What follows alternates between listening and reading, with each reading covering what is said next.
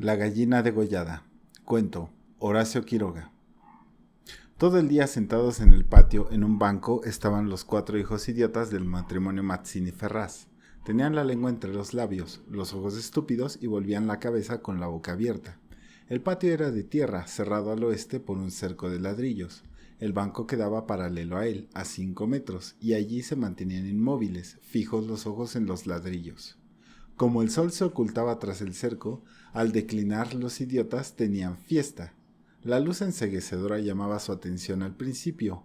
Poco a poco sus ojos se animaban. Se reían al fin estrepitosamente, congestionados por la misma hilaridad ansiosa, mirando el sol con alegría bestial, como si fuera su comida. Otras veces, alineados en el banco, zumbaban horas enteras, imitando al tranvía eléctrico. Los ruidos fuertes sacudían a sí mismo su inercia y corrían entonces, mordiéndose la lengua y mugiendo alrededor del patio, pero casi siempre estaban apagados en un sombrío letargo de idiotismo, y pasaban todo el día sentados en su banco, con las piernas colgantes y quietas, empapando de glutinosa saliva el pantalón.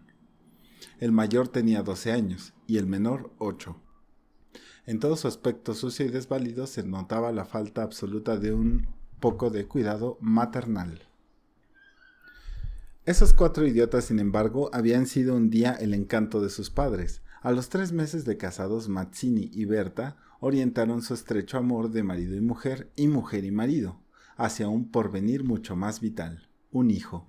¿Qué mayor dicha para 2 enamorados que esa honrada consagración de su cariño, libertado ya del vil egoísmo de un mutuo amor sin fin ninguno, y, lo que es peor para el amor mismo, sin esperanzas posibles de renovación?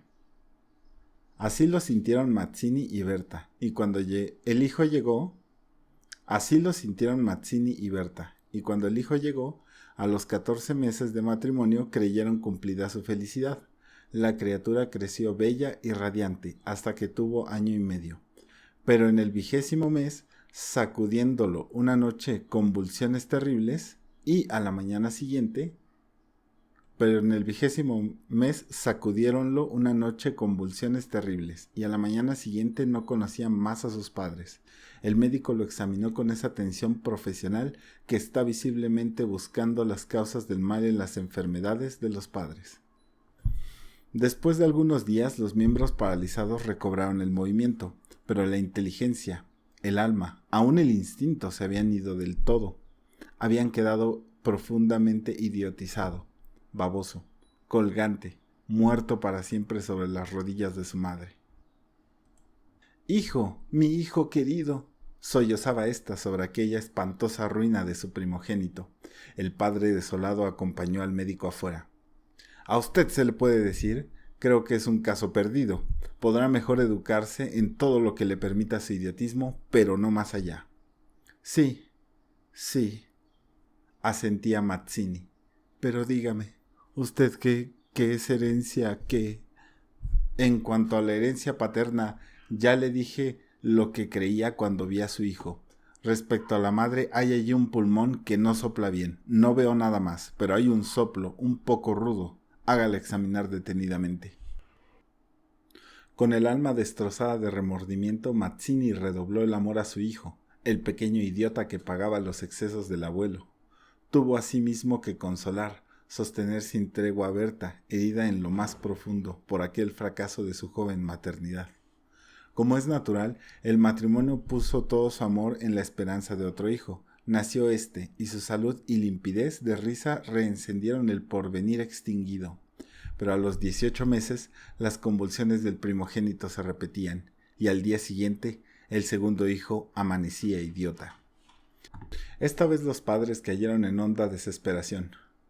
Luego su sangre, su amor estaban malditos, su amor sobre todo. 28 años él, 22 ella, y toda su apasionada ternura no alcanzaba a crear un átomo de vida normal. Ya no pedían más belleza e inteligencia como en el primogénito, pero un hijo como todos.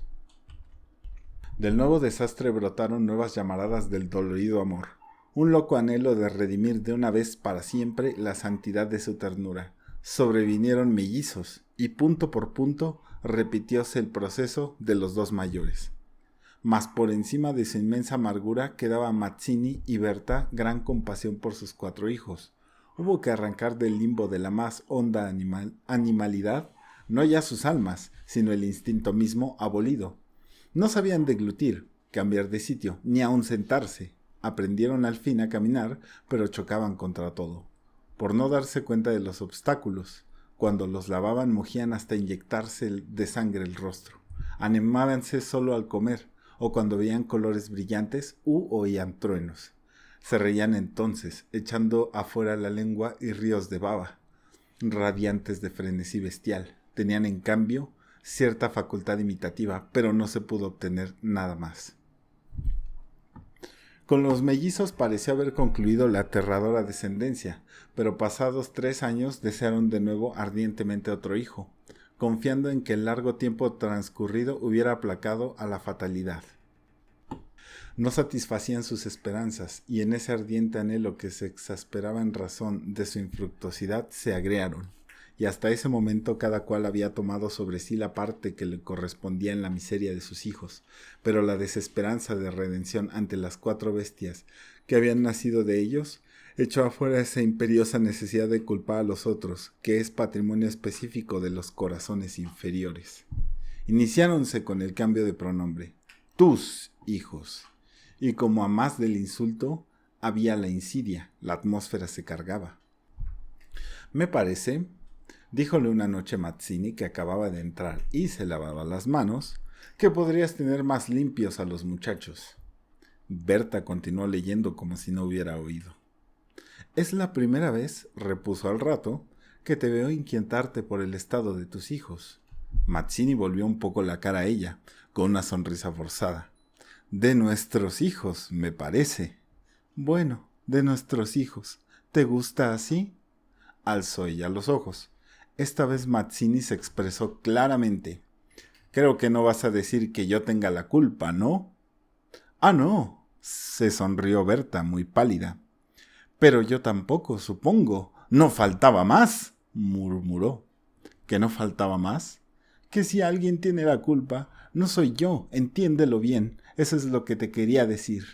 Su marido la miró un momento, con brutal deseo de insultarla.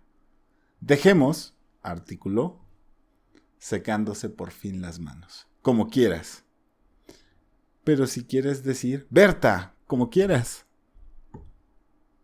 Este fue el primer choque y le sucedieron otros, pero en las inevitables reconciliaciones sus almas se unían con doble arrebato y locura por otro hijo. Nació así una niña. Vivieron 2 años con la angustia a flor de alma, esperando siempre otro desastre. Nada acaeció. Sin embargo, y los padres pusieron en ella toda su complacencia, que la pequeña llevaba a los más extremos límites del mimo y la mala crianza. Si aún en los últimos tiempos Berta cuidaba siempre de sus hijos, al nacer Bertita olvidóse casi del todo de los otros. Su solo recuerdo la horrorizaba, como algo atroz que la hubieran obligado a cometer. A Mazzini, bien que en menor grado, pasábale lo mismo. No por eso la paz había llegado a sus almas. La menor indisposición de su hija echaba ahora afuera, con el temor de perderla, los rencores de su descendencia podrida. Habían acumulado ya el sobrado tiempo para que el vaso no quedara distendido, y al menor contacto el veneno se vertía afuera. Desde el primer disgusto empunzoñado habíanse perdido el respeto, y si hay algo a que el hombre se siente más arrastrado con cruel fruición, es cuando ya se comenzó a humillar de todo a una persona.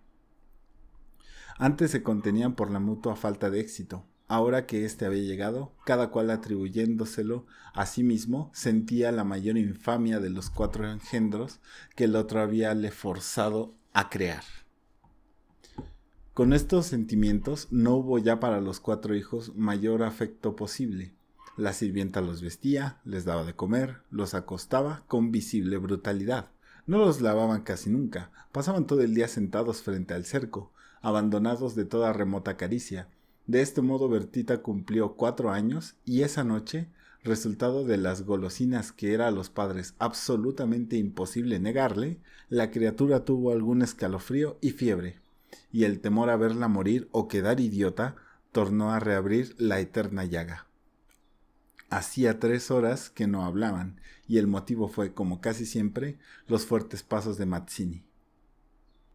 «Mi Dios, ¿no puedes caminar más despacio? ¿Cuántas veces?» «Bueno, es que se me olvidó. Se acabó. No lo hago a propósito». Ella sonrió desdeñosa. No te creo tanto». «Ni yo jamás te hubiera creído a ti, tisiquilla». «¿Qué? ¿Qué dijiste?» «Nada». «Sí, te oí algo. Mira, no sé lo que dijiste, pero te juro que prefiero cualquier cosa a tener un padre como el que has tenido tú». Mazzini se puso pálido. «¡Al fin!», murmuró con los dientes apretados. «La víbora. Has dicho lo que quieras». «Sí, víbora, sí. Pero yo he tenido padres sanos. ¿Oyes? ¡Sanos!». «Mi padre no ha muerto de delirio. Yo hubiera tenido hijos como los de todo el mundo. Esos son hijos tuyos, los 4 tuyos». Mazzini explotó a su vez. «¡Víbora tísica! Eso es lo que te dije, lo que te quiero decir. Pregúntale al médico quién tiene mayor culpa de la meningitis de tus hijos, mi padre o tu pulmón picado, víbora». Continuaron cada vez con mayor violencia, hasta que un gemido de Bertita selló instantáneamente sus bocas. A la 1 de la mañana la ligera indigestión había desaparecido, y como pasa fatalmente con todos los matrimonios jóvenes que se han amado intensamente una vez siquiera, la reconciliación llegó, tanto más efusiva cuanto infames fueran los agravios. Amaneció un espléndido día, y mientras Berta se levantaba escupió sangre. Las emociones y mala noche pasada tenían, sin duda, gran culpa. Mazzini la retuvo abrazada largo rato, y ella lloró desesperadamente, pero sin que ninguno se atreviera a decir una palabra. A las 10 decidieron salir, después de almorzar. Como apenas tenían tiempo, ordenaron a la sirvienta que matara una gallina.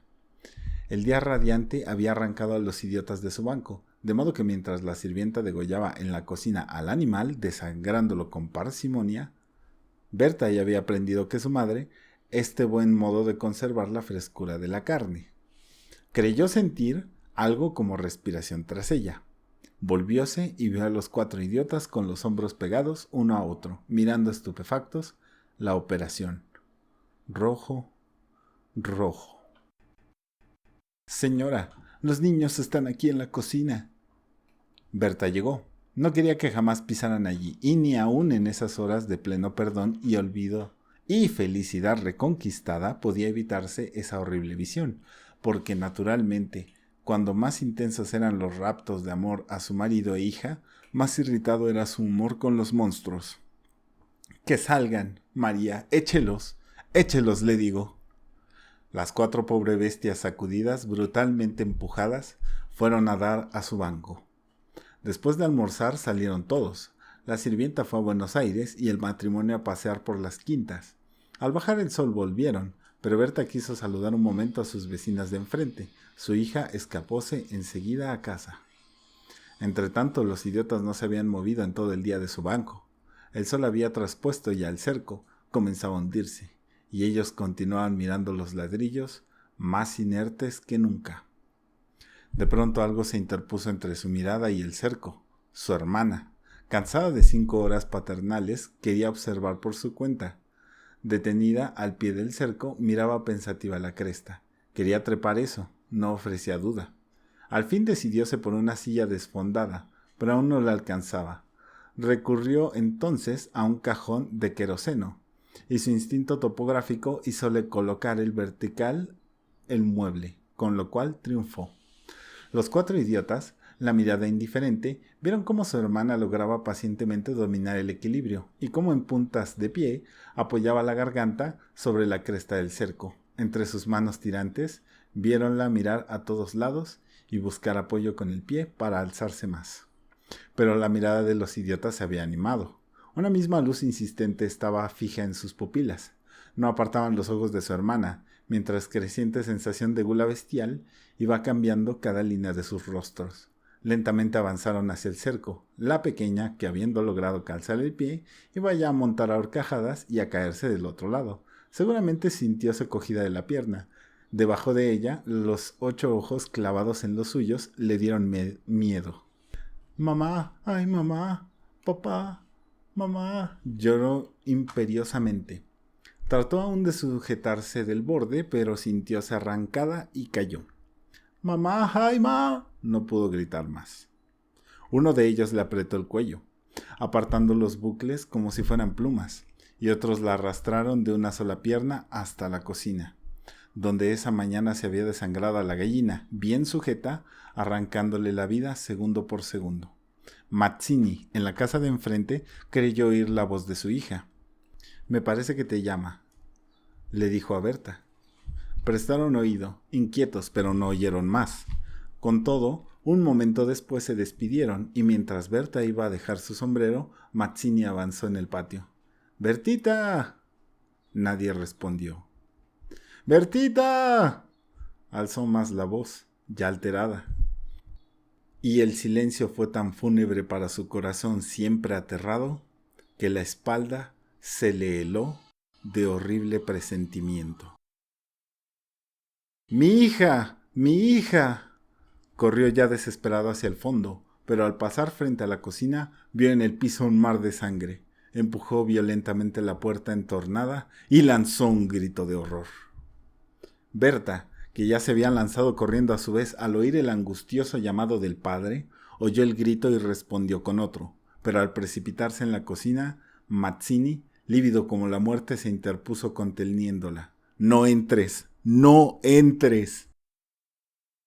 Berta alcanzó a ver el piso inundado de sangre. Solo pudo echar sus brazos sobre la cabeza y hundirse a lo largo de él con un ronco suspiro.